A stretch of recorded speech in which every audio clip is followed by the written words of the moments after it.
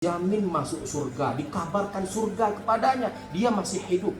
Motivasi yang diberikan Umar untuk dirinya, sampai-sampai Umar bin Khattab memotivasi dirinya, berkata dia, Pak, seandainya seluruh penduduk di dunia ini masuk ke dalam surga kecuali satu orang, bisa jadi yang satu orang itu adalah Umar bin Khattab, katanya, Pak. Padahal sudah sampai kepadanya berita gembira bahwasanya dia akan dimasukkan Allah, dijamin Allah untuk masuk ke dalam surga. Dia berkata, seandainya seluruh penduduk dunia ini masuk surga kecuali satu, bisa jadi yang satu itu adalah Umar bin Khattab. Dan Umar bin Khattab, Umar ibn Abdul Aziz, selalu dan senantiasa memotivasi dirinya dengan cara membakar ujung telunjuk jarinya ini di atas kobaran api, seraya berkata, wahai Umar, berapa lama engkau akan dapat bertahan dari panasnya api tersebut? Makanya, Pak, kalau kita lihat sirahnya para ulama, para tabi'in, para salafus saleh, mereka itu, Pak, kebanyakan ketika mereka melihat api yang berkobar-kobar, ketika mereka melihat api yang memumbung tinggi berkobar-kobar, banyak di antara mereka yang ketakutan dan tak sedikit di antara mereka yang pingsan.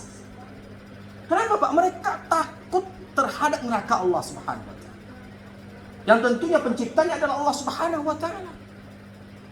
Mereka berharap rahmat Allah, berharap pertolongan Allah, dan takut terhadap siksaan Allah Subhanahu wa Ta'ala. Tak sedikit di antara mereka yang pingsan, Bapak Ibu. Nah, kita sekarang ini lalai, dan kita merasa bahwasanya kita kekal hidup di dunia ini. Kita lalai dari perintah Allah, kita lalai daripada zikir kepada Allah, kita lalai untuk menginfakkan harta kita di jalan Allah. Padahal sedekah itu akan dapat memadamkan murka Allah Subhanahu wa Ta'ala. Apalagi sedekah yang diberikan kepada para penghafal Al-Quran. Semoga sedekah yang diberikan Bu Hajah Arwinda pada malam hari ini itu menyelamatkan beliau sampai ke pintu surga Allah Subhanahu wa Ta'ala. Amin. Sedekah dapat memadamkan murka Allah.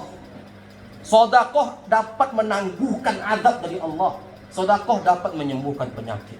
Dan berbagai macam keajaiban sedekah yang terdapat dalam hadis Nabi yang mulia sallallahu alaihi wasallam. Nah, sekarang pertanyaan untuk jemaah kaum muslimin muslimat, al-hadirin wal hadirat. Ketika kita meninggal nanti, siapa orang yang paling afdal yang memandikan jenazah kita, Pak? Siapa, Pak? Anak. Ketika kita meninggal nanti, siapa orang yang paling afdal yang mengkafani jenazah kita? Anak. Ketika kita meninggal nanti, siapa orang yang paling afdal menjadi imam untuk jenazah kita? Ketika kita meninggal nanti, siapa orang yang paling afdal yang turun ke liang lahat, masuk dia ke liang lahat, dihantarkannya jenazah kita, Pak, ke liang lahat tersebut? Kalau bukan maka anak adalah harta yang hakiki yang dapat mengantarkan kita ke pintu surga Allah SWT.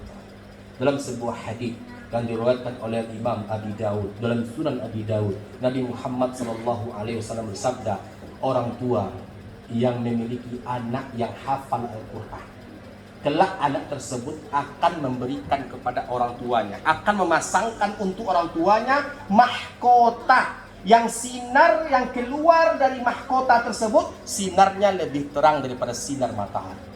Dan dipakaikan pakaian kemuliaan untuk orang tua tersebut. Sampai-sampai penduduk mahsyar bertanya-tanya, siapakah orang-orang yang memakai pakaian kemuliaan itu? Maka malaikat menjawab, mereka lah orang tua yang memiliki anak-anak yang hafal Al-Quran. Yang kedua, dalam hadis yang mulia dan diriwayatkan oleh Imam At-Tirmidzi dalam Sunan At-Tirmidzi, Nabi SAW bersabda, anak yang hafal Al-Quran, kelak dia akan dapat menyelamatkan 20 orang anggota keluarganya yang selangkah lagi masuk ke dalam neraka, Pak, ditariknya berjemaah masuk ke dalam surga berkat syafaatul Quran. Dalam riwayat lain 40, dalam riwayat lain 70 anggota keluarga. Bahkan Nabi Muhammad SAW bersabda dalam sebuah hadis yang diriwayatkan oleh Imam Muslim dalam sahihnya, Iqra'ul Qur'an fa innahu ya'ti yaumal qiyamah syafi'an li ashabi. Bacalah Al-Quran, karena sungguhnya Al-Quran itu akan datang pada hari kiamat sebagai pemberi syafaat untuk orang-orang yang membacanya. Dan Nabi katakan, khairukum man ta'allamal Qur'an wa 'allamahu. Sebaik-baik kalian adalah orang yang belajar Al-Qur'an dan mengajarkannya.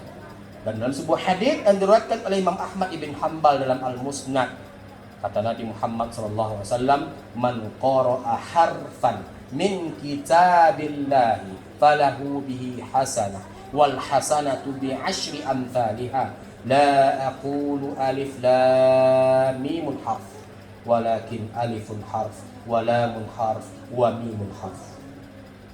Barang siapa yang membaca satu huruf dari kitabullah, maka dituliskan untuknya satu kebaikan. Dan satu kebaikan ini dilipat gandakan lagi menjadi 10 kebaikan. Apa kata Nabi? Aku tidak katakan alif lam mim itu satu huruf. Alif satu huruf, lam satu huruf, mim satu huruf. Nah, kalau dibaca oleh anak-anak kita, Pak, sepeninggal kita nanti, a'udzu billahi minasyaitonir rajim. Bismillahirrahmanirrahim. Amma yatasaalun 'anil naba'il 'azim alladzi hum fihi mukhtalifun. Kalla saya'lamun thumma kalla saya'lamun alam naj'alil arda mihada wal jibala autada wa khalaqnakum azwaja. Sampai habis, Pak, dibacanya. Pahalanya mengalir untuk siapa, Pak? Untuk siapa, Bu, pahalanya? Untuk orang tua. Untuk orang tua.